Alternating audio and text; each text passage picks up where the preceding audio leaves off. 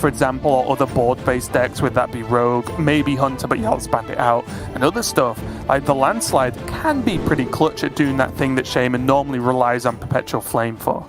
There's also the factor that I talk about this, and I think Yala is someone who I've pointed out might be doing this as well. There's the mentality of, well, this is the lineup I think is the best, so that means other people will also bring it. Right, yeah. Because it's the best lineup. So, like, for example, Yala has Druid, so he has Glowfly Swarm. Therefore, he thinks other people might do that because he thinks it's a good decision. Therefore, Landslide in your Shaman deck seems like a good idea. I think that could be a possible explanation for it as well. Yeah, and the big deal with this Earth Elemental as well, that is in the opening hand here for Jarla, and he will be able to get out at a reasonable pace, is that it's actually one of the few minions that Warlock can't really shut down with Unstable Bolt, right? Like, yes. It's just, it can't get the job done, and then you're suddenly taking so much damage that it's like a 2-turn kill, and you're just getting hit for 7. And then you're dead. So I think this game has the opportunity to go very, very quickly with this opening hand from Jarla. Yeah, the issue that Yala has right now is that he doesn't have the number of overload cards that he needs to really do this in the most powerful way possible. Like, don't get me, like, double Lightning Bloom Earth Elemental was already a thing that you could do before the quest came out, right? And there's a reason you didn't do that. So yeah, he's still looking, I would say, for some kind of overload curve that allows him to unlock on the turn that he plays Earth Elemental. I would imagine he might just throw all out that out of the window and just play a 7/8 right now, though. I'd be so tempted. There is only it would have to be unstable plus touch. Exactly, yeah. Touch, right? Yeah. Yep. But wait a minute. Wait a minute. Go on. Should definitely do it. Thijs isn't even running unstable. He's cut it. That showstopper had to get in somehow. That's true. I would have slammed that then. Okay, in that case, I have completely changed my mind, and I agree with you. Yeah, I missed that little detail as well. I was going to say the problem before is that you're kind of giving your opponent 2 turns to do that, right? Because even if they tap this turn and then you hit them for 7, and they then have the clear, right, they're healing for 4 off the touch at the end of that anyway, right? So it's not really like you've pushed that much damage, pushed that much initiative. But if the bolts aren't there, then hell yeah, let's do then now we can 7/8 in play, baby. This is why Earth Elemental's in your deck. Let's go. And already, like, Thijs just doesn't really have an answer. Does he have to just... Oh, okay. Oh, he got backfire. I mean, not great, but again, a card that can help you out a lot, just be able to cycle through. But this Neophyte, I think he just knows, has to live, has to do some damage to this Earth Element next turn. Of course, Yala, being the player he is, will strongly consider all of his options this turn. Take his time, really consider all the outs. There we go.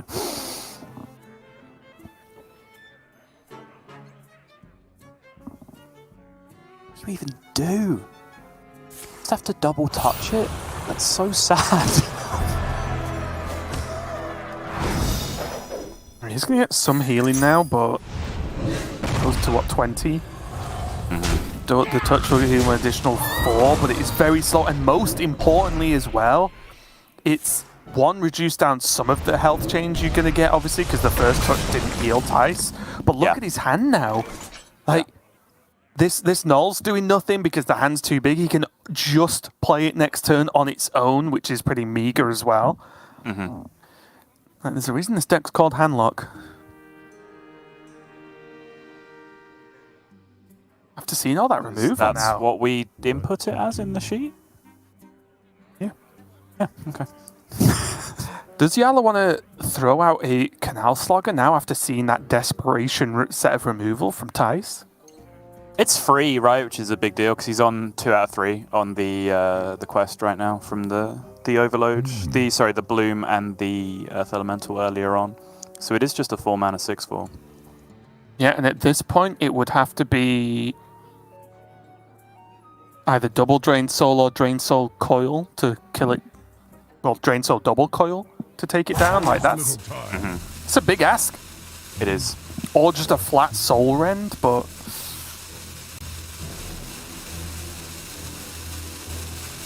I think if there was a Soul Rend, Thijs would have used it last turn to kill the Earth Elemental, right? You would have thought so, yeah. And again, when we talk about the difference when there's no unstable in the deck, it's a big difference, right, in terms of how easy big minions are to deal with.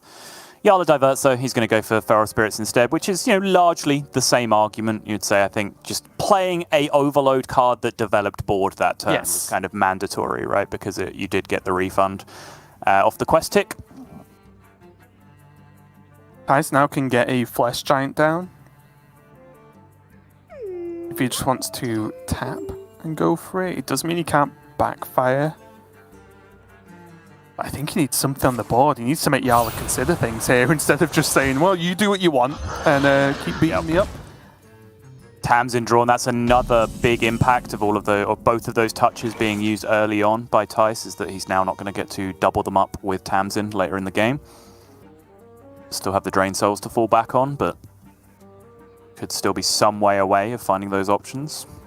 This is where things get tricky for Yala. He can just Canal Slugger trade or Canal Slugger Perpetual Flame, but it feels like a very weak turn. It just ends the turn with him still retaining those Feral Spirits, but I think there might just be better options if he goes fishing with any of the other cards he's got that can make spells. Oh, Devolve. That good? Yeah, it's just not a raised dead target, right? I mean, that's true, yeah. Whether or not it impacts your ability to deal with it or not this turn. It's interesting because he can just go wide here, and if he gets soul rendered and the giant goes face for 8, it is an 8/3, so it's very easy for Yala to deal with on the next turn. So I think that's a fairly low risk play as well, to just play the Wand Maker here and jam face. You don't take the wand. And that's what Yala's going to go for. Still has, okay, now he has Revolve as well. He has the backup of still being able to switch out this giant for something else if he feels the need. Backfire coming down here. Thijs desperately looking to fill up his hand. One card short of some filthy plays, though, with double null coming down this turn. Oh, okay, he's going to tap. Does get the healing from this, so this is essentially free. And that's I didn't know if this was the turn for Neophyte, honestly. Okay. Because you kill a 2/3 extra with the null, fine, but the minions are already there. Like, is the fear factor the spell follow-up from Yala? I don't know. And then next turn he has, Tamsin Drain Soul, which I think is what Thijs is really looking for his next turn. For sure, yeah. Just wants to be secure that he's not dying this turn, which, no way. And then he can start to fight back next turn with 1 mana null, with Tamsin. And then he's very, very close, right? He'll draw to 12 cards next turn, so 1 tap is 11. So he's only really 1 card away from getting the real beef of his deck online.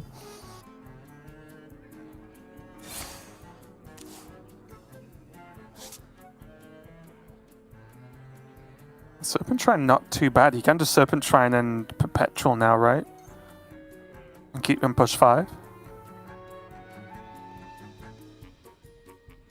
I don't hate it. It is a ton of overload, though. That's always the scary thing when you're playing turns like this with Shaman, particularly when you're past the first quest tick. It's a very interestingly designed quest line to me, because the first one feels fantastic, right? You just Tempo King, you get all your mana back. And then the second one is it's a 3/3. Like, what does that have to do with anything? I don't understand. The second one's just showing up to the wrong party, basically. Right, yeah, exactly. So I don't know whether it was tested, if it unlocking again on the second proc and that was deemed to be too strong, or what happened. I don't know what the deal is, but it just seems a little bit misaligned in its goals. Questline 1 and Questline 2. Pretty nice outcome from Revolve, actually, from Yala. Mainly just 2 of the minions being 4 health. Like, that's a really big deal, as we can see from Thijs. Does have those Drained Souls kind of locked and loaded. A lot of spider tanks in Hearthstone now, Raven. Yeah. A lot of spider tanks. I wouldn't have it any other way. This is nuts, though. 0 mana coil, 0 mana Drain Soul. Can run them back again. Just going to choose to hold on to the coil here. Take the trade. You can draw 1 more card and save 1 damage on your null by using the other coil as well, right? Drain Soul coil, the other 3/4. Oh no, it doesn't work because that's the Frenzy Divine Shield minion, right? Yes. So you would have given Divine Shield. Do not do that at home. Yeah, fair enough. Here he is. This is where things are starting to slide away, because although everyone knows this deck from Thijs as, the flesh giants, the huge minions, the deck also has a secondary online moment when you hit 10 cards or less, because you start dropping 1 mana 6/6 taunts. These bristlebacks in hand for Thijs deal 6 and heal 6. Like it gets very, very powerful from this turn onwards, and I don't know if Yala's going to have the juice to be able to deal with this turn. It's not looking pretty from Yala's side, which again, going back to the Mortal Coil turn, even though the double coil wasn't possible in the end, it's just worked out very, very nicely. It worked out very nicely that he only needed the 1 extra coil to draw that 1 extra card that I was talking about the turn previously, right, to make sure he got online this turn. Huge. Thijs drew the showstopper and gave the nod. Not sure if that was a sarcastic nod of what is this card doing in my deck, or whether he actually is pleased to see it. Yeah, I was looking if there's any other way to do this turn, but it didn't really look like it. One thing to bear in mind is Thijs also, at these kind of points in the game, forever threatens Battlegrounds Battlemaster, right? Mm-hmm. Miserable choices. Yeah. Probably just has to revolve to rebuy. The Anetheron is scary, for sure. Kind of an understated minion for its cost to begin with. I mean, the whole thing, right? A 3 mana 3/3 on the board, 6 mana 6/6. So. Yeah, true. Like the benefits have already happened. Have already happened for Thijs, right? Of the mana he's spent on those minions. Again. Sorry, can we talk about Package Runner? If he got a 3 mana 5/6 that could only attack when you have 8 cards in hand lock. Easy. It's all part of the plan. Yeah. He will be able to torrent, correct? What did he do last turn? There is little time. He did something, didn't he? Okay. Nope. Never mind. I'm an idiot. I'm sorry. Yeah, I had my doubts. It was the Canal Slogger turn last time. Oh, you're right. Yeah. He's looking pretty miserable. That is 24-27 with Battlemaster.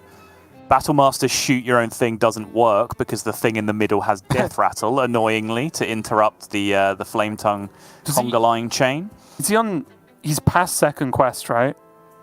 He is 3 out of 8 on final quest line. Because that's one thing to look at that can catch people out sometimes. I've had people against me miss lethal because they forget that if they just activate the quest, they deal 3. And they just miss it because they just aren't looking at that.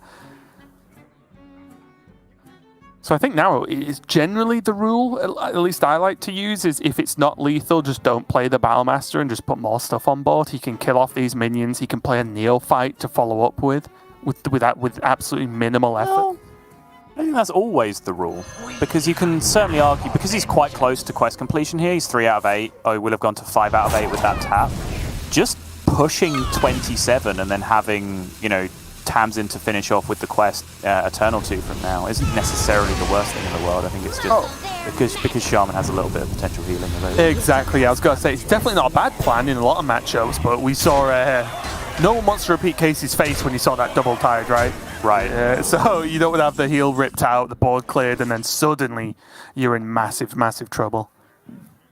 Okay. Torrents can do some work here. Thijs also has a lot of refill left as well. Oh yeah, because those raised deads are so scary as well. That's 0 mana complete quest at that point as well, and then Tamsin can start pushing and then damage. Start tapping. Yeah. We're looking to kill the high main here. Oh, okay. Yala just didn't have the overload resources to do anything impactful this turn. Couldn't get his overdraft juiced. Nothing really to be done about it here, I don't think. Okay, Too weak a turn, even if he's not immediately dead. If this is lethal, you've got to play the showstopper. I want that card 100% win rate in GM. Was it 6, 12, 14, 15? How effectively can you conga line here? You can snipe, right? Yes, right? 6. It's not enough. You can only get the 2-1 out of the way, which is only 1 extra damage, and you need 2 extra damage, I think. Wait, you can get the 3-4 out of the way. Explain? He could have played Battlemaster between the 3-2 and the 3-4. Yeah. Attack with it. Oh, with the shot, yeah, with the 3-4, yeah. And then right. he coils the 2-1. Yep. Yeah, I think you're right. Blood is my currency. So how much damage would have that been then? 12? 35, 16, 18? Yeah. And what was he on? He attacked for 3 already this turn, so he would have been on 19, I think. So maybe it's still Okay. not entirely sure. Either way, that is going to be the game as Yala has to submit.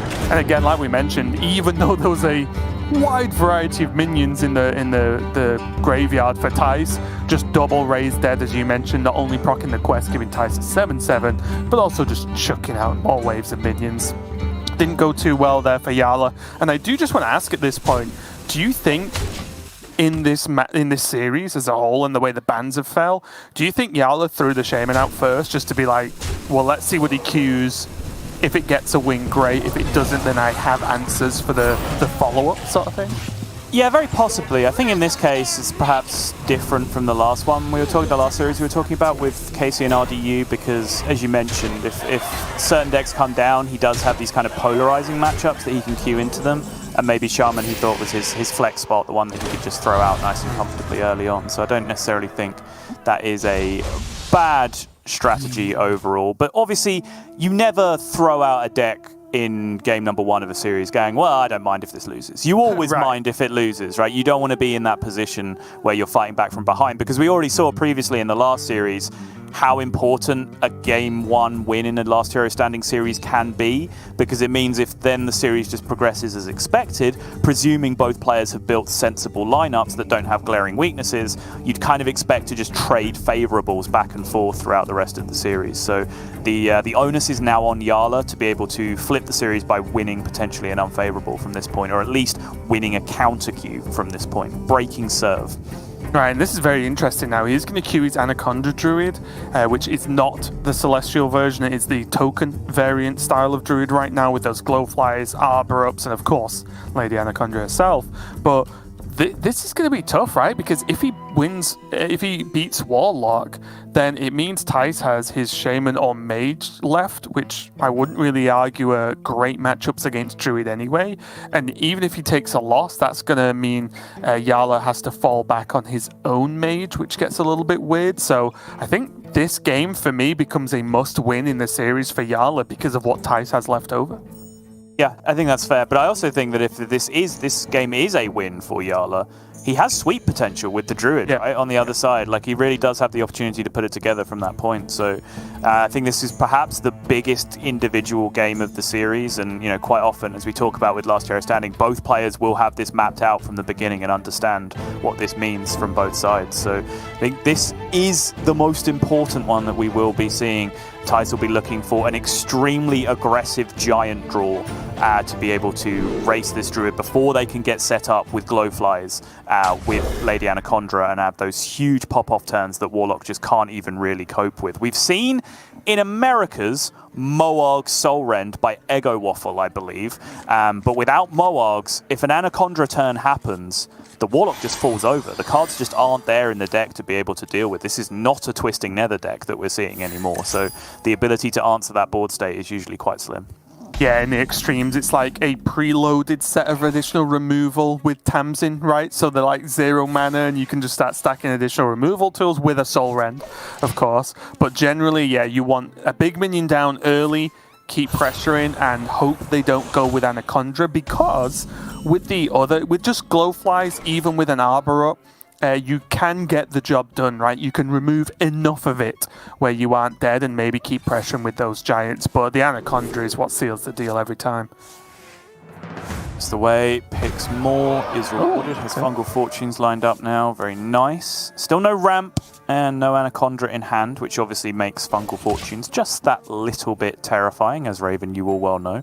I will confess, you are the worst Fungal Fortunes player I have ever seen in my life. Like, oh my god, you are unlucky with that card. We were playing Miracle Druid with the Celestial, and I think I'm the worst and best at the same time, because at one point I did have 3 Gadgets and Auctioneers on the board. That's true. So, you know, I discarded them most of the time, but I did have 3 at one time, so maybe that makes up for it. That is fair. I think it's actually any value to cycle in the Best in Shell and follow up with maybe Nature Studies, depending on draw. Do you think Yala's that desperate for the ramp before he tries to get cooking? Yeah, hard to say. I mean, otherwise it's like coin Fungal Fortunes, right? And try and find something else to get out of your hands. 9 cards in hand to start with, which means you'd need to coin before the Fungal. And even then, it's not like you could end your turn with Nature Studies at that point, because Nature Studies would just replace itself in the hand. Right. So yeah, very awkward turn overall, but I think draw is the most important thing with this deck, almost always. Just making sure you have all of those options. Dig through your deck as hard as possible for Glowfly and for Anaconda. Now you probably just Nature Studies to save Innovates and so on next turn, right? If he's intending to just jam Glowfly. Okay, no, I guess not. Do you think he's just bothered about if he ends... Because it would have been an overdraw, right? If he finished on. Yeah. Do you think he's just too bothered about Anaconda? Well, sorry, too bothered makes it sound like a wrong decision. Do you think he's very bothered about Anaconda being that one overdraw? Yeah, I think that's absolutely the motivation. I think, you know, because the ramp's there as well, because Arbor Up is there as well, and of course Anaconda that you're talking about, I think there's just one too many good cards that he can risk burning next turn to be concerned about this. And it's not like dumping the cards from his hand costs him minions on the Glowfly Swarm. It just cost him an Innovate, right? And an Innovate is a good card, particularly when you have Solar Eclipse in your hand, and you can potentially pop off a little bit earlier with that, but it's still a very big deal. And go rewarded, finds the Arbor Up, but is being threatened by the Neophyte on the other side, shutting down this Glowfly Swarm. This is a very close game here so far. Thijs is going to be able to tap into an Aetheron next turn, which is a big deal because then he has this pair of minions potentially in the Raise Dead pool, and Raise Dead helps you get to 10 cards to then replay the Aetheron as 1 mana. So you start doing like hand manipulation with the Raise Dead, which is very powerful. But Yala does just have good stuff in his hand. It's just, as you mentioned, the ramp is what's really missing right now, isn't it? Yeah, that's right.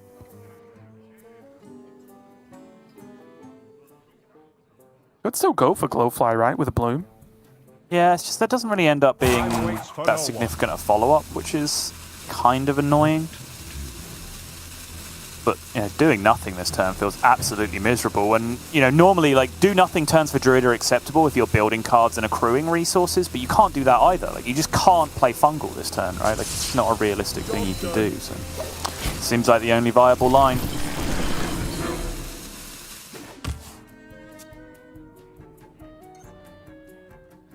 Ooh. Create any extra possibilities? You've always got to be sure that when you're playing Tour Guide, you want to play Tour Guide, because it is a pesky little 1/1 that goes in your Raise Dead pool, right, if you're not taking advantage of it. I think he just taps, right? And he can play an Aetheron and still have 2 mana left over. You can play another on null. Or just double touch. Sure. If he's scared, right? I mean, it has to be exactly Bloom Arbor Up to be terrified. Even then, that's not that scary, right? Because you're killing 2 minions anyway. Like, it's not gaming scary at that point. That's fair, yeah. I think null's very reasonable here. This is how not scared Thijs is right now. He wants to go face. Exactly. The most important thing here, as you mentioned with that Tour Guide, is the Raise Dead pool is fantastic for Thijs if these minions die. Like, his follow-up turn is going to look very similar to what you see now on his side of the board. Most likely. Absolutely.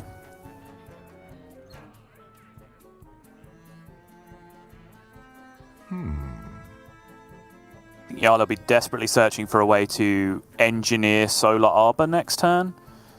which you can do, right, with Nature Studies, ending your turn on Nature Studies and carrying that over to next turn. But the problem is he can't do that and defend enough of a board where Solar Arbor is actually going to be impactful. Can he?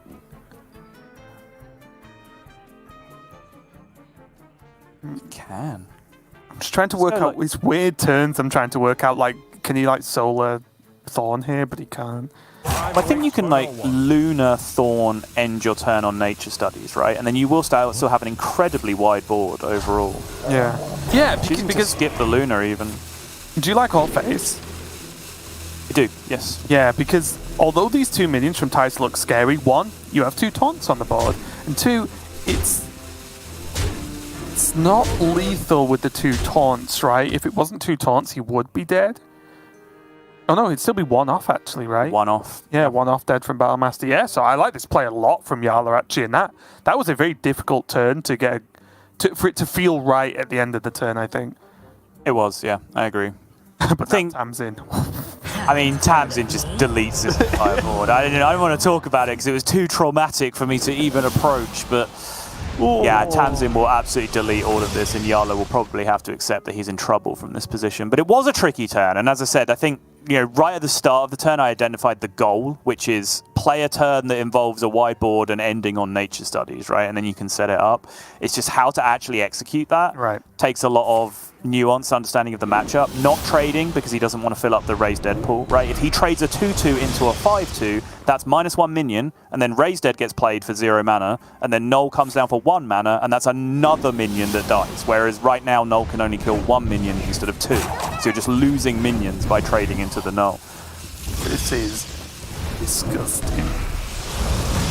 I've been listening to everything you've been saying, Sol, and you were spot on, of course, with your analysis, but my eyes have just been watching a massacre right now. Look, I heard what you said, and I'll let you finish in a minute, but that was the greatest Tamsin of all time. Yeah, that did all of the work. Yeah.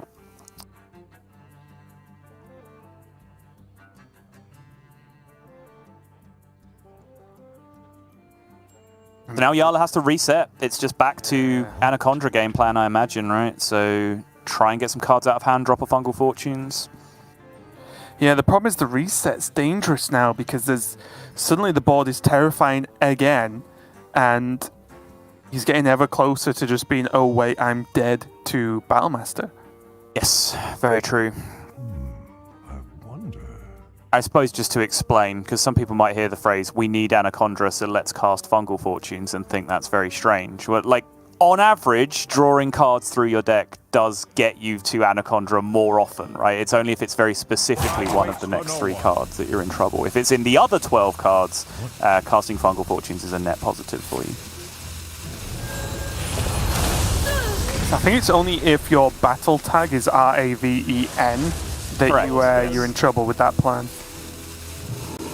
So yeah, Yala is just going to essentially make the same play. This achieves what I was talking about of getting some cards out of hand, tries to occupy the board, tries to occupy Thijs's mindset. What quest proc is he on? He is on 2 out of 7. Ooh. Wait, it's lethal. No, it's lethal. It's lethal with Tour Guide. Lethal. Yeah, Tour Guide raise. Oh!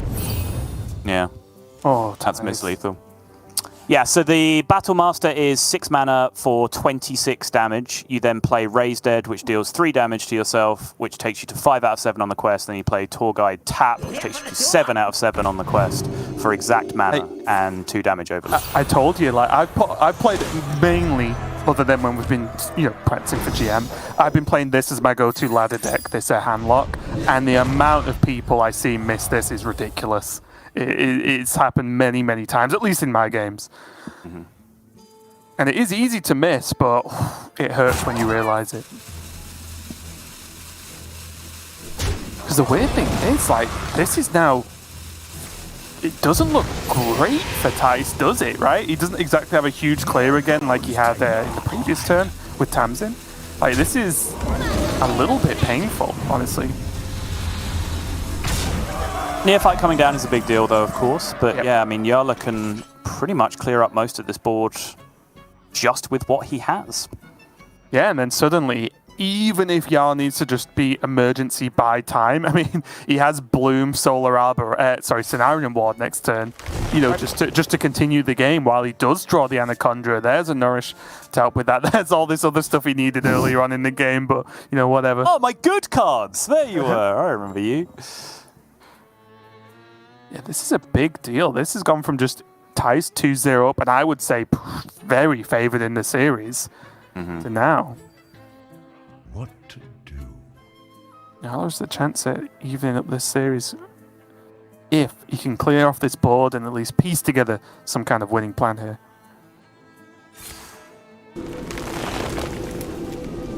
Yeah, just going to drop Mark of the Wild to clear this up. Allows him to trade into the threatening minion. That's the minion that represents lethal with the Battlemaster on the other side. Does he want to kill Tour Guide here, right? I like with the value Raised Dead trade number here. 2. Yeah, I think I like the value trade a bit more here. Yeah, you can see Yala's not sure about it, right? But in the end, he does go on and trade the max power off the board. You get accustomed to the smell. This does have a certain amount of refill, and he has another Cult Neophyte as well to push Yala into those more awkward turns. Oh, and a cheeky 0-mana Giant. 0-mana Giant, second Raised Dead. Infinite threats this turn for Thijs. Whoa, did that one a Raised Dead? He's going to drop the additional Neophyte, right? Wait, that was the wrong order though. Because now a Netherrealm won't be 1, right?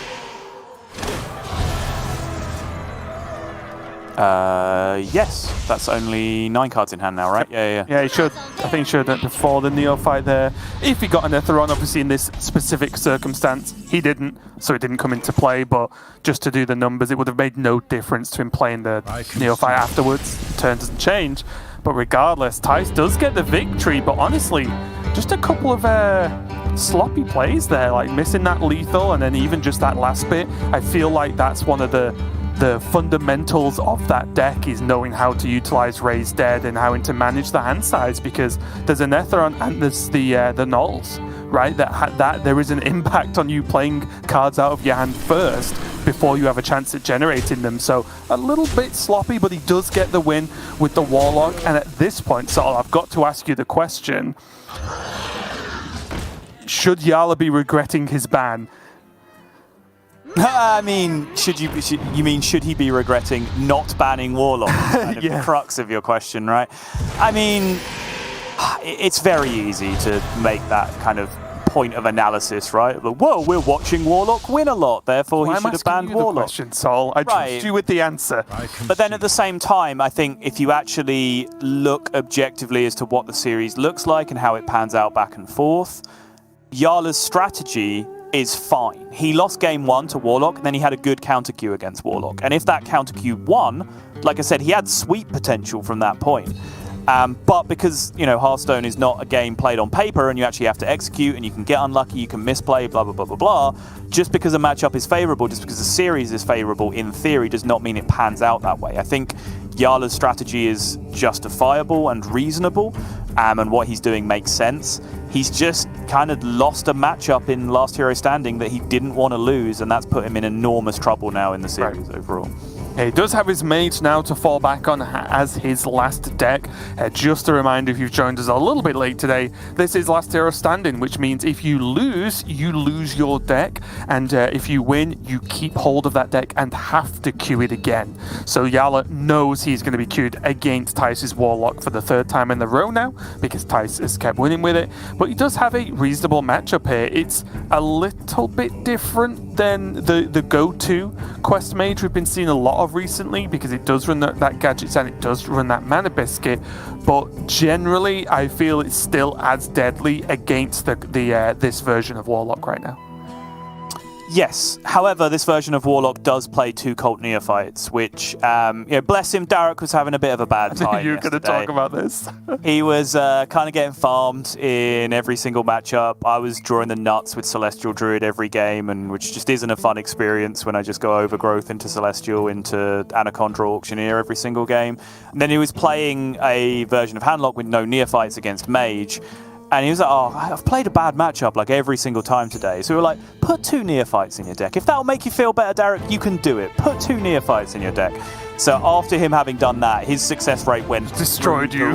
Roof. Like, it is astronomical how much of a difference playing 2 Neophytes in this version of the deck is, because you're not just adding 2 Neophytes, you're adding 6 Neophytes to your deck. And that is such a big deal. I will say, it massively helps the deck out, but it does not make it favoured, at least in my opinion. I don't know if you disagree on this one. It's still a very hard matchup because Mage Warlock wants to play big chunky minions and plays them relatively slowly in the game time of things.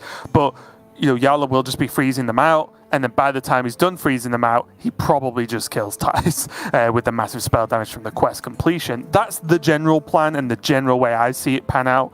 Obviously, though, as you mentioned, if big minions can come down early and Yala doesn't quite have the right removal, followed up by a Neophyte, then things can look very, very good for the Warlock here.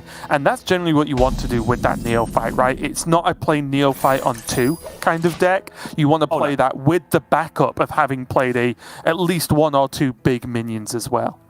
Yes. I think the really crucial ones are the late game turns, right? Where quite often Quest Mage gets into this position where it's like, okay, I've used all my freezes now.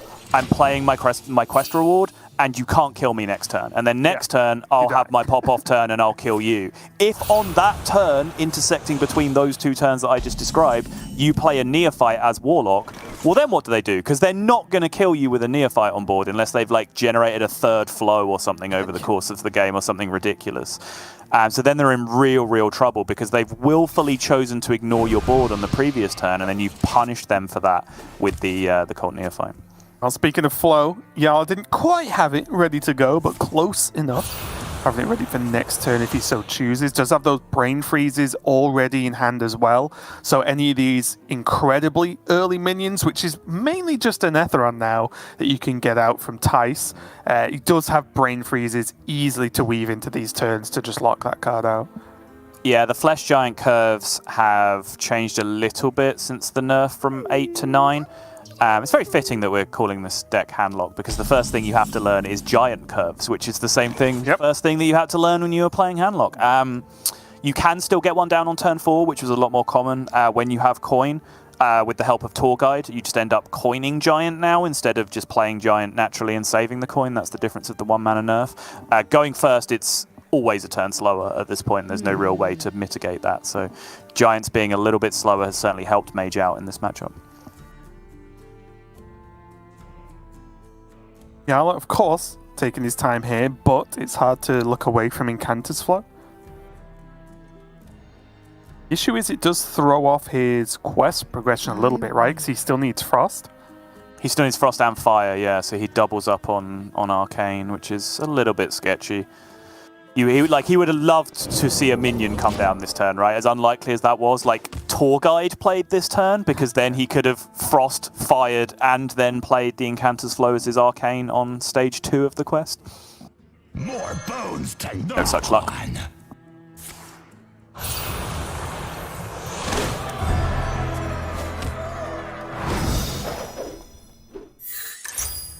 There's that Tour Guide. It's kind of huge for the Giant next turn. Yep. No Dream Draw, though, which was an Etheron then, right? He would have been able to play it with that 1 mana spare. Right.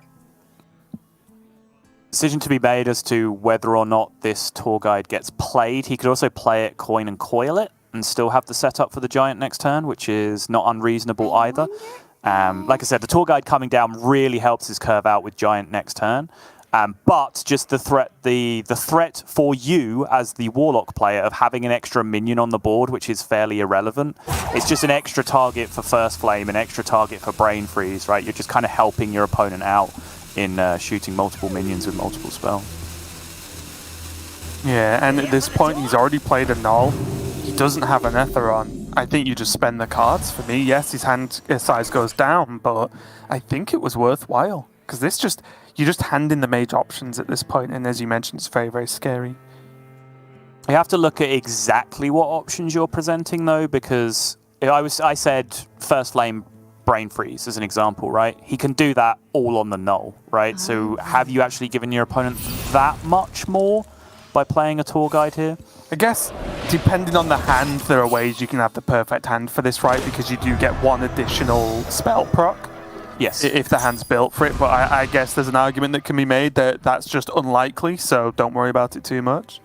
But I also think it's never too bad for Thijs to just cycle a card, right? Like, he might not have these minions next turn, which means Coil's kind of stuck in his hand.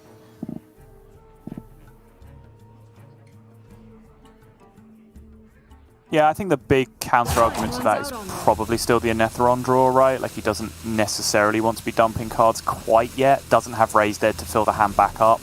So anytime Anetheron is drawn, it's just the absolute nuts. So the more I look at it, I don't actually mind this too much from Thijs.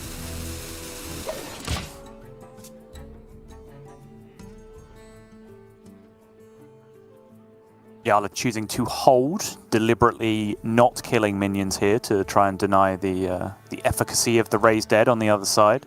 Just ticked Frost on the third step of the quest, despite having the tools in hand to do much more. And also that 1/1 is still just a target for, I guess, either of the players at this point, because it's not like Thijs is going to throw a 1/1 into an ice barrier. Like, that's unlikely. He's going to do that. Maybe he'll do it because, well, if he plays the Giant this turn, which I imagine he will. Just feels a little bit awkward, doesn't it, to push exactly 1 damage this turn into an ice barrier. This is why I was saying the 0 mana tap was so important. For example, it just enables Giant Neophyte this turn, which wouldn't have necessarily been available otherwise.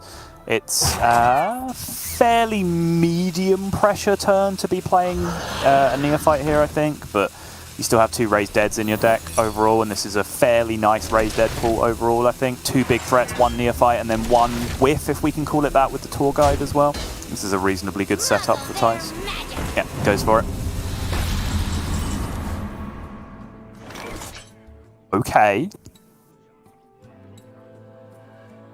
I think it's going to start heating up really soon.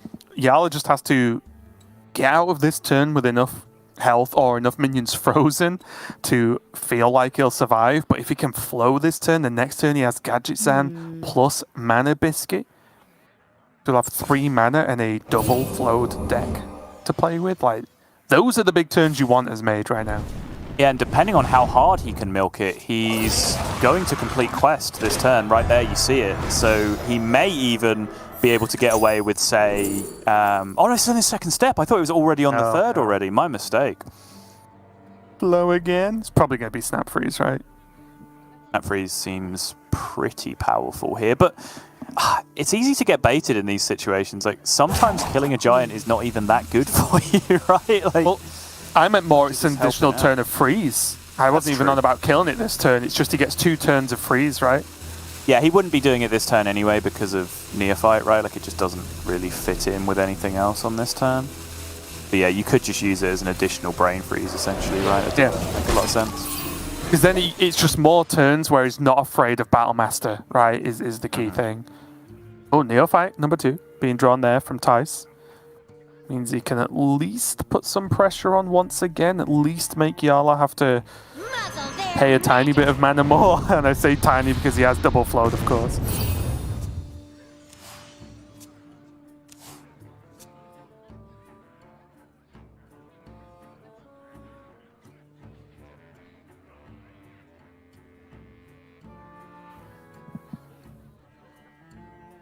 Kind of awkward as well because the Giant's not been killed, right?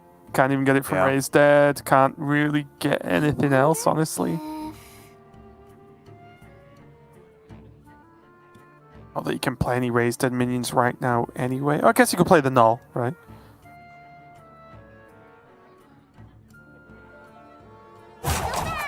He is guaranteed at this point, I believe, but whether or not that's high enough impact when he has 2 Neophytes and a Giant still on the board, I'm not really sure. Unconvinced.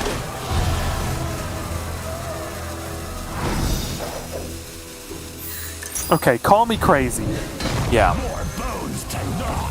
Was it ever better to touch Neophyte and then Raise Dead? And obviously you can't play the Null at that point, but then you have a guaranteed 3rd Neophyte turn? I did consider that, yeah, but then I kind of ruled it out and was like, well, maybe we can just do that next turn anyway. Like, say you just got flurried and stuff this turn, right? Like, if you get fire sailed this turn, then you have all that stuff in your raised dead pool anyway. Cool. If you just get flurried and frozen this turn, then you can still do that next turn, right? Touch one of your neophytes, play the raised dead, potentially get a threat and drop it down. I think the big question mark for me this turn is like whether spending an entire raised dead on 1/5/4 represents enough threat in this match. I guess like we're at the different points, right? If you are playing raised dead this turn, I would have liked to see the neophyte killed. You're saying just don't play raised dead this turn, and Thijs has his own opinions. Very interesting turn for sure in the true sense of the word, not the Hearthstone caster sense of the word. Yeah, and tricky because obviously as well, look at the amount of extra pressure Thijs has put on by doing it this way, right? This is just maximum pressure, but turn from Yala's popping off even with the neophyte. It's going. Yep, that's a pop off. I did say that you don't get killed through neophyte in these situations. I didn't say that you couldn't still have effective Hearthstone turns in these situations, but that's a ton of damage left up on the other side. 22, I think, just with the Battlegrounds Battlemaster. And this is one of those matchups, whereas what I was talking about earlier of push the damage is a big deal. Sol, we are idiots. Why? Showstopper. It's for this matchup, innit? Because it removes the freeze. Because it's all minions, not enemy. Is it all minions? Okay, I just read it completely we're wrong. both idiots. Me too. I just read it as enemy minions. That makes a ton of sense. Showstopper could have won in the game. Here, though, I mean, this looks like Thijs is all over this game, but can Yala dig himself out? He does not have the final quest activation, which is the big problem, of course. Yep. I think if he did, the game would have already ended right now. But can he do enough to not die? Can I get a quest check on the Warlock, please? Warlock's is 0 out of 8 on Tamsin. Okay, so yeah, this is to an extent doable because Thijs can't push any additional damage from hand, right? I have proven So if myself. Jarla can either clear the board, freeze enough of the board, so on, to just not let 8 damage through, he's still looking okay to do this, and he does just have Fire Sale.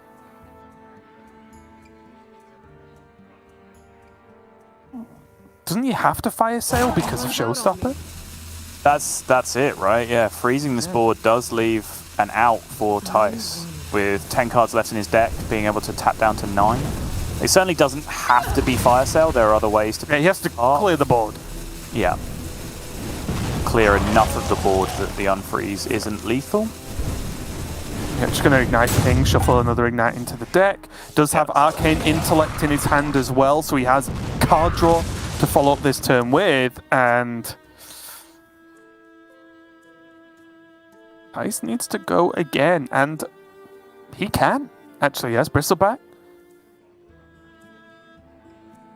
He's got the Barons as well for 1 mana 6/6, can play the Null too. I think, yeah, turns like this, especially with the Null in hand, you have to sit and actually fully count out the turn first to make sure mana's all good and proper, so.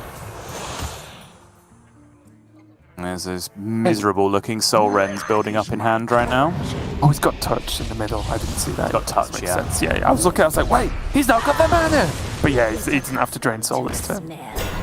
And Thijs, you can see, kind of putting his hands up. Again, lethal setup. Again, the Showstopper comes into play, but this is Jarla's opportunity to really start popping off. Fine second Auctioneer. And now he can use Flurry just to draw at this point. Yep. Has Hot Streak as well. Has double flow on the remainder of his deck, apart from the Ignites that have been shuffled in, of course. Right. That's the big concern. But kind of has... Go on. Well, I'm pretty sure we're about to say exactly the same thing, is that Hot Streak is going to compensate for one of those Ignites anyway. I interrupted you, so you got priority. That's how it works, right? But yeah, Hot Streak's going to be pretty big here. Yala, like I said, this freeze, of course, there is the Showstopper we've mentioned a few times now, but it's mainly just to draw cards. There's double Ignite available there for Yala.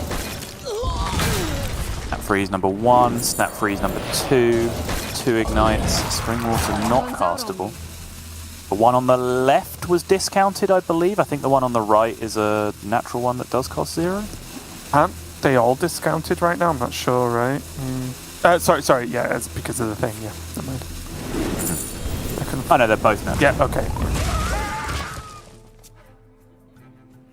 And again, this is fine. Like, Yala just can't die, right? He just can't die from hand right now. I think Thijs is still super low in his quest, isn't he? Yeah, only 2 at this point. He tapped, yeah. right? He got the tap in, yeah. Which, again, just a quick reminder, the lack of the bolts, the unstable bolts, make this final quest pretty difficult to do, actually. Yeah, Sometimes you accelerate it with the use of those bolts on your own small minions, like Thanos, like Tour Guide. Yeah, I feel like it's a lot rarer at the best of times with this version of the deck that the actual Tamsin reward comes down and has a huge impact on the game. But if you're going to cut the unstable bots as well, then yeah, you're not doing anything. This is not a quest deck. This is a deck that heals twice at various intervals throughout the game, right? You here for the tour? Oh, it says explode! I mean, that must add up to 30 somehow, right? Only 3 cards left in the deck. He has Refreshing Sprint. Now he has Hot Streak to basically make the next Ignite Hydros cost 0. It's all adding up to me, Sol. Just going through the formalities. I was going to say, especially when I'm fairly confident we have not seen a cram session yet this game. I think the most important thing there is he doesn't have any gadget Zans left, right? So he can't whiff the water. Correct, yep. Which means he should always get there with only that many cards in the deck. And that is going to be Yala fighting back. Thijs put on a ton of pressure throughout that game multiple times off the back of obviously the traditional handlock big minions and those neophytes backing them up.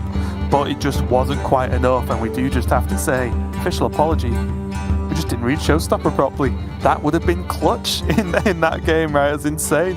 The freezes being unlocked there could have been huge. Didn't get to it, of course, and that means Thijs has to go up against Yala's Mage again. This time he has his own Mage, which is the more traditional Apexis Blast version that a lot of people are bringing this week, and he also has that Shaman as well. Do you think there's any big preference of queues of would you rather play the Mirror Match or the Shaman for you, Sol? They both seem relatively unfun from where I'm looking at it.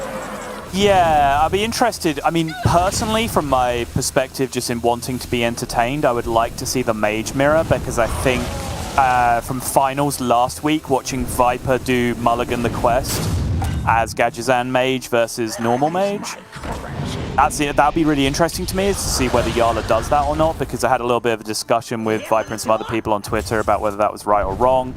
Tic Tac was saying that Apex Void, who is the Mage Master, has been doing that to him for quite some time. Viper was explaining his thought process, saying Viper said that he should have mulliganed it against Warlock as well with the Auctioneer version, which I think was super interesting. That might be a step too Viper for my liking, but I'm certainly, Viper lost that game, it's worth noting, but I think he also had an extremely low percentage draw and got incredibly close. Yeah, and still got close overall. Yeah. So I'd be really interested to see if that pans out. I'm looking at Thijs' Shaman list as to whether there's anything in there that can convince me it has an edge in this matchup that we haven't seen in any of the other ones, and nope, looks pretty standard to me overall. So honestly, I think Yala is in a pretty good position with Mage overall if the Auctioneer tech and, the Viper strategy, I suppose as we'll call it, can give you an advantage in this matchup. And I'll just throw it out there right now. If you've been playing Mage at all on ladder since the expansion, it's this form of Mage, you've probably ran into some mirrors. And it says a lot for Thijs' opinions on Shaman, right? That he wants to queue his Mage first. Because this is not the most enjoyable mirror, at least just for my personal experience, because it is can be very reliant as this form of quest deck to actually get hold of minions to be able to freeze, or your opponent leaving minions up, drawing double barrier, or generating a frost spell to play, which is difficult because this list specifically again gets a little bit tricky with that. So again, I think, like you said, I think Yala's still not in a terrible spot if he can do the thing and get the Gadgetzan Mage past Thijs' more spell focused quest Mage. I think the debate kind of rages on, though, because things have evolved a little bit from last week, where people were generally playing 2-1 Thieves instead of 2 Apexis Blasts that we're seeing this time around. So you have to think about whether Apexis Blast can have an impact on the idea of mulliganing Quest or not, because suddenly there's the ability for your opponent to just burn you straight back, right? Because they have a ton of extra burn in their deck. Does that get there? Does the fact that Apexis Blast is going to put an extra minion on the board for you, the other mage, to then be able to target with some of your quest spells, like does that end up being relevant? Like I'm very much into this debate as to how to play this matchup. It's weird, right? Because Apexis Blast, very much unlike One Thief, of course, it's so much more expensive that comboing your own minion obviously is tough, right? Because it's a 5-mana minion, it's a 5-6 mana turn, basically, not a 3-mana turn, maybe. But on the other side of that, like, one, we can see Thijs has just snap kept his quest, which I think is maybe a bit scary in itself. Maybe he should have thrown the quest away as well. And just he's not playing the Auctioneer version, right? So that never works from his perspective. He has to keep the quest, I think, is the common wisdom. It's got a Apexis Blast. It'll be fine. Apexis Blast, double Fireball, ignites. It'll be fine.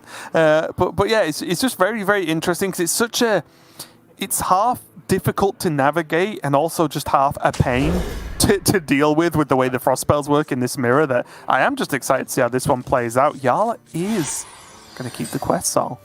He does keep it, yeah. And I think one motivator that I didn't mention and should have is that even last week when Flow was 2 mana, Viper himself didn't really seem to believe this, but some other players who I was talking to and who responded to me said that you only throw quest if you're keeping Flow. If you have Flow in your opening hand, it's more consistent to then execute the Auctioneer plan, which again, it's not something Viper himself said, but something others were following up with. So, again, maybe the nerf to Flow shuts down this kind of strategy, but again, Yala was looking at a mulligan there that did not have Flow in it, which makes life a bit scary as well. Already, Yala off to the races with the Ignite. Turn 2, get that shuffled in, get that +1 damage there, and keep on going. Thijs on the other side, though, does get Incantus Flow number 1. He's got Incantus Flow number 2. All he's missing now is some card draw.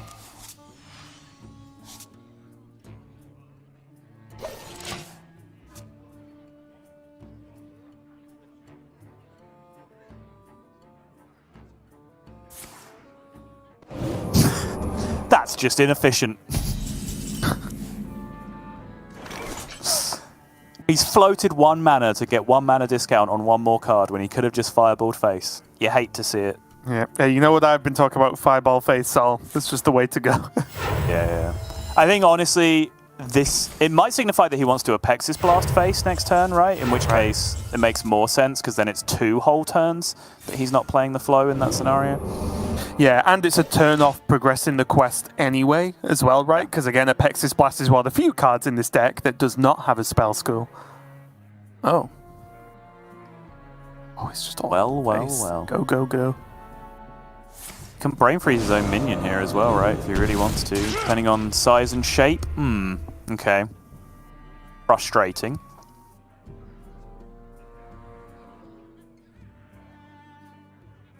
Because weirdly, I think if he'd got like a 5 health minion, he might have just Brain Freeze ignited his own minion just to get it off the board completely, right? It's something to think about for sure. I do think regardless of minion, the Brain Freeze always has to come down though, right? Yeah, but then it feels weird to have done this, right? Like, you've essentially just thrown 5 damage at face. The minion part of it is now almost actively a downside for you because you've left it on board. So that's why I'm saying it's frustrating that he couldn't kill his own minion. Yeah. Mage is weird. It is weird because he also had to do this no matter what because, well, he can only play 1 Ice Barrier because Yala isn't going to swing him in your face. Yeah. Yala, until probably the last turn or so, won't play any minions for him to flurry. So there's no way he can proc the frost spell, without having to do this. And now, though, as you mentioned, these are the drawbacks to the minion living. He's handing Yala targets for these cards that are normally very unplayable.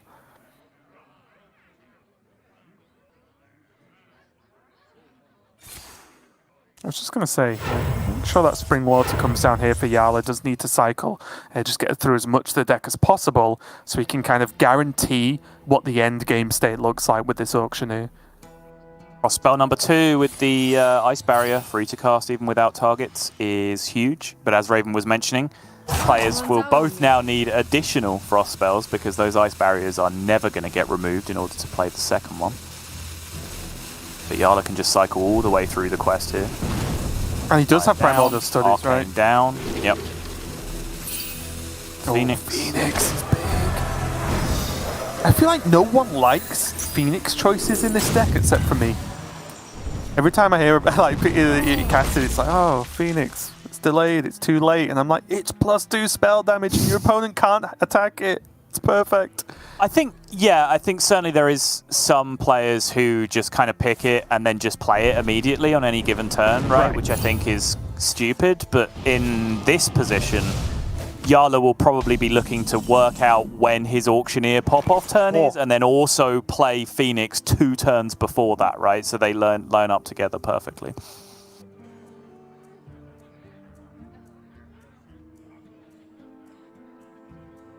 So he needs to piece this together because he's got most of the puzzle right now.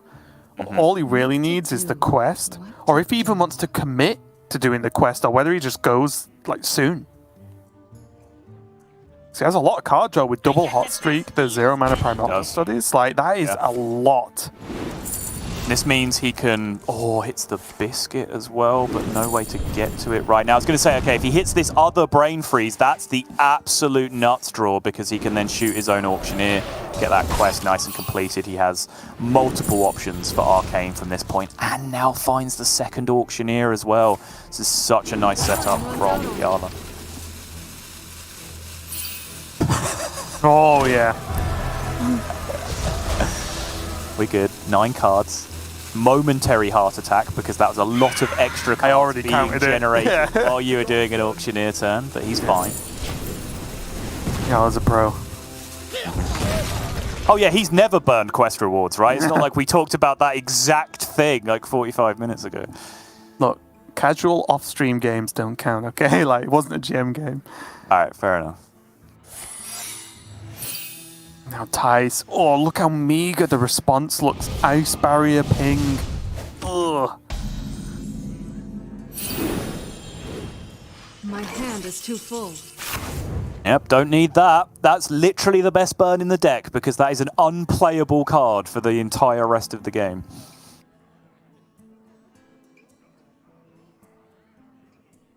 So I imagine he gets the Mana Biscuit played no matter what this turn. And he can cycle the Fire Sale. Sure. That looks reasonable. Maybe with the reductions, he doesn't overly care about spending the mana on the Biscuit this turn. Oh, it's interesting because he's thinking he's going to go Auctioneer. He doesn't need the Cram Session. Like, the Cram Session would actually just be too many cards to play with the spell damage, whereas it's just the right amount of cards if he just cycles it for one. It's pretty interesting. I was even looking at whether it's Dawn Grasp and then Second Flame. Right. This turn. Because the Mana Biscuit's effectively a dumpable card because you can always play it. The Second Flame maybe to get it out of the hand. There's a lot of choices there, actually. It is, yeah. Thijs, on the other hand, though, you can see it in his expression. He's just like, someone give me some good cards. Arcane does complete here, which means he gets to Discover. He needs card draw. Even then, it's hard to even imagine a world where he's going to be able to reverse this situation. Blood Mage Biscuit, Brain Freeze your own Blood Mage, hope to draw Refreshing Spring Water off the top. Okay, First Flame is pretty huge, because that does now complete. It means he can now play his own Dawn Grasp and Flurry this turn to prevent the damage on the other side. And there is just the small matter of +5 spell damage that he has to deal with, right? Doesn't he just pop the Ignite as well? We don't need to this turn, right? No benefit? There's not really any downside either, I suppose. Oh, there is. I think he shuffles a stronger Ignite, but I guess he wants card draw, right? You want to draw card draw, not an Ignite. Yeah, exactly. I don't know. I always want to draw Ignites, but, you know, I understand.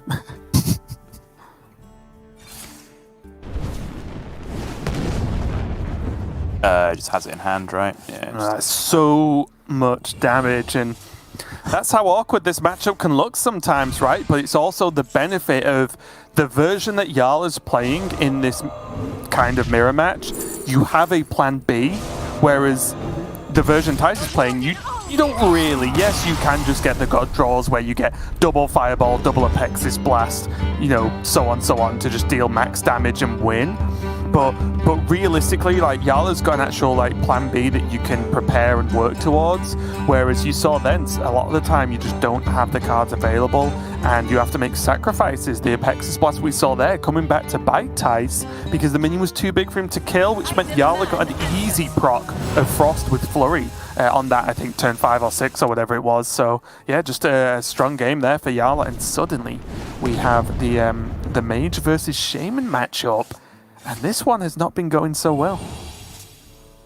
You've got to praise Jarla's lineup overall. All right, I suppose, you know, you could flip that and say criticize Thijs' lineup, but honestly, like, looking at that pretty much same lineup in other matchups, in like the mirror matchup when we were watching with KC and RDU, the lineup does actually seem to make sense. So that's why I kind of want to frame it as praise Jarla's lineup, because there's been multiple spots in this series where he's, you know, lost and looked like he was in a bad situation.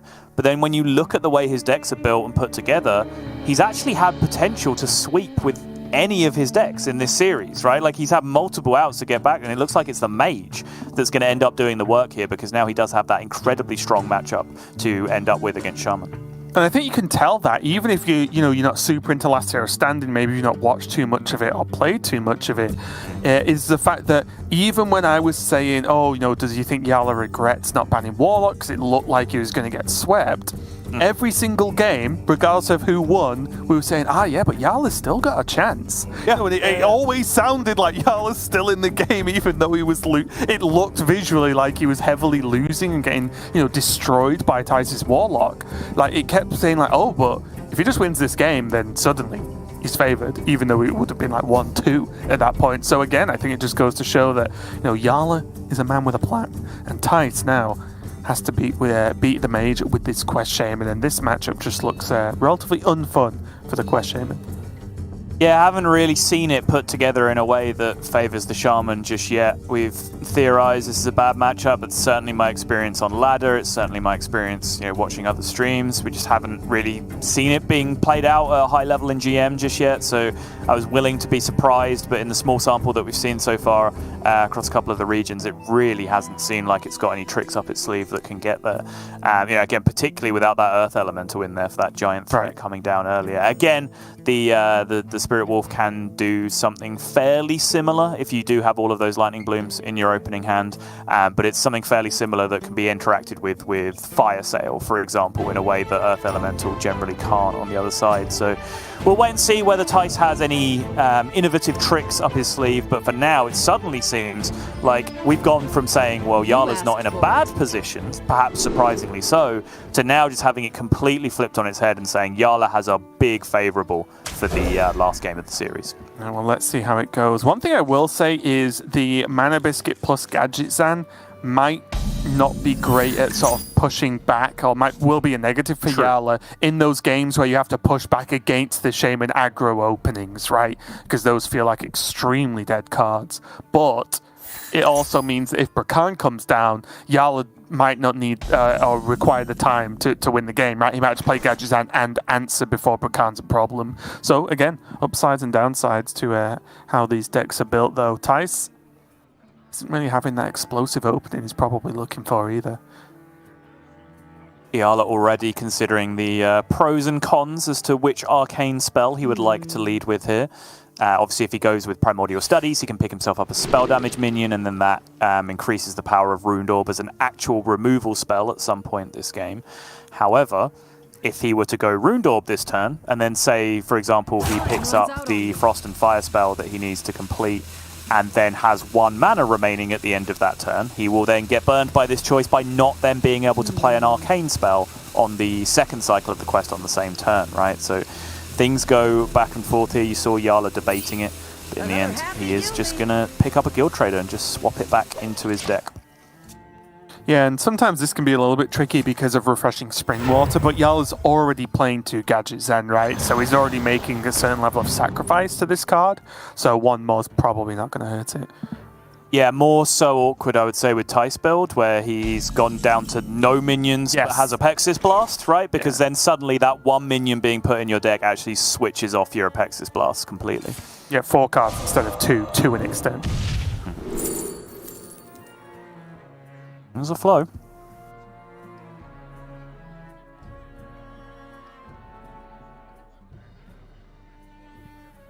Doesn't currently have Frost in hand, though, so whether or not he prioritizes a Frost spell over gaining 20 mana this game is a surprisingly not obvious decision. Someone likes to phrase things in certain ways. So you can have 1 Frost spell or 20 mana.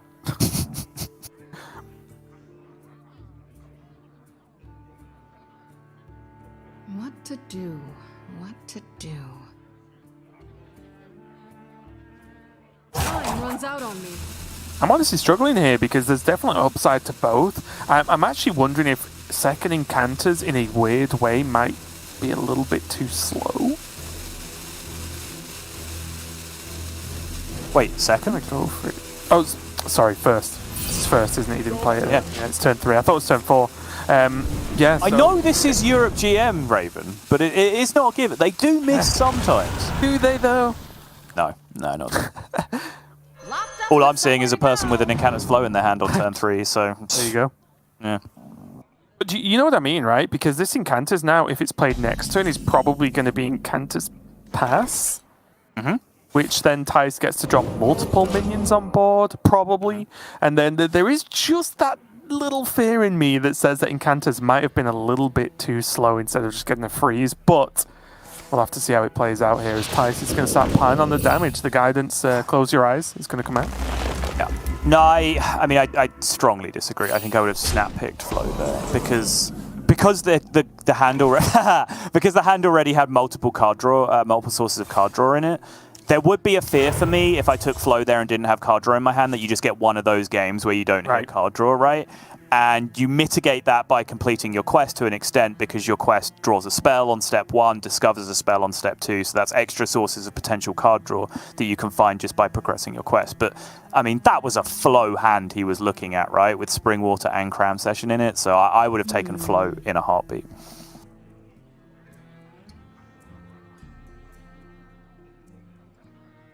You are right in that he has subjected himself to being beaten up quite quickly here. Yeah, it looks like he might be taking another turn of this as well. Second Flow does come down, which of course, even more dramatically increases the power of Flow, right? When you play 2 of them early in the game with a Gadgetzan sitting there. But again, Thijs is... Woo! That's insane! What? Hello? Can you put me in contact with the relevant authorities? I would like to report a robbery. What has happened here?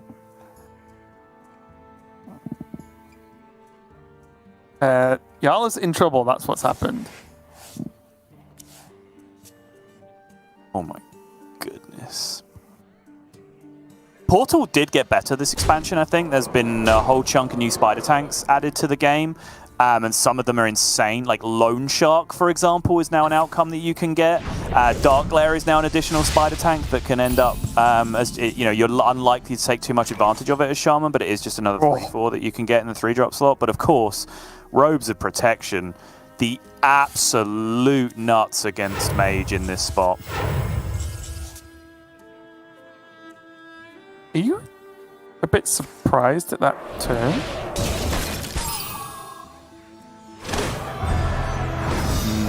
No, looked reasonable to me. What did you want to do?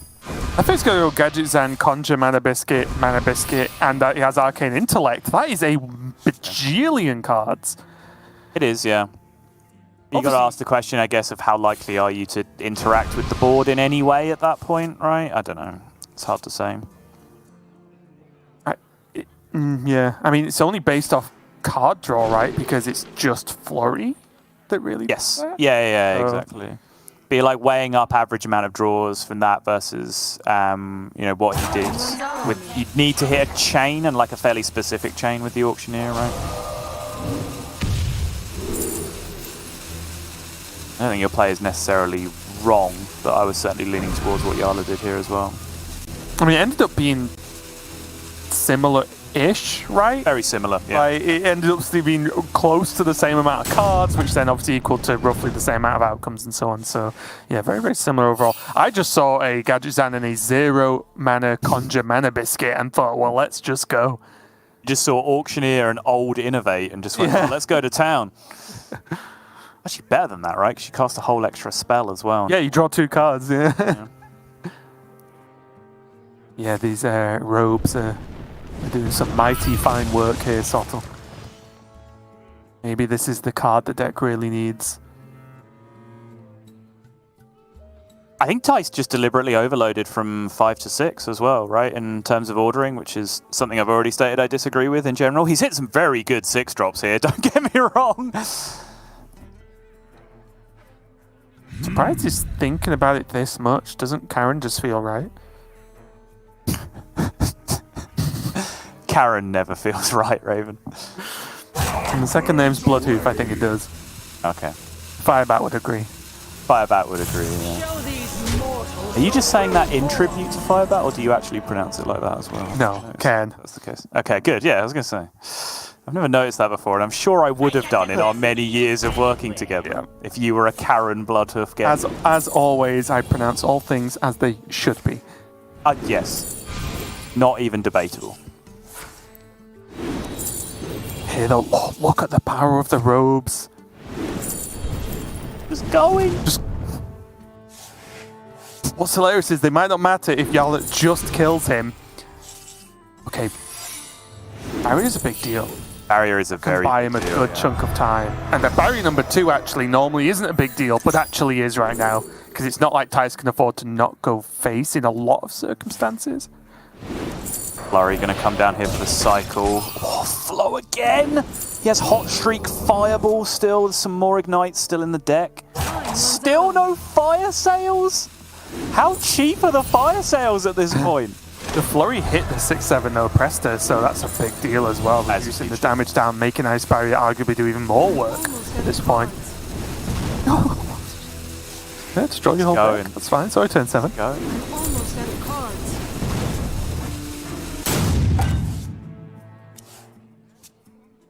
Wanted to trade the Guild Trader and the end there just to have one more Ignite in his hand at the start of the turn, right? It, yeah, to be able to min-max damage over the course of the next turn. Didn't quite get in there in the end.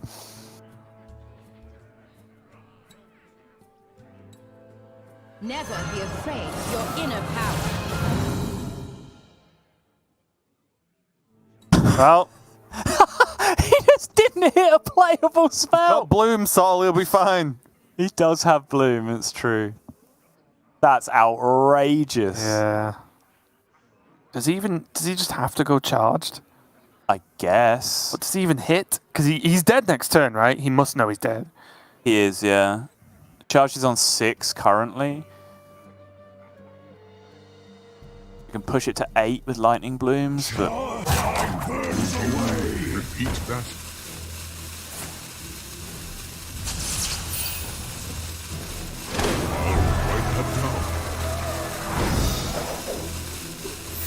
Yeah, that's what he's going to do.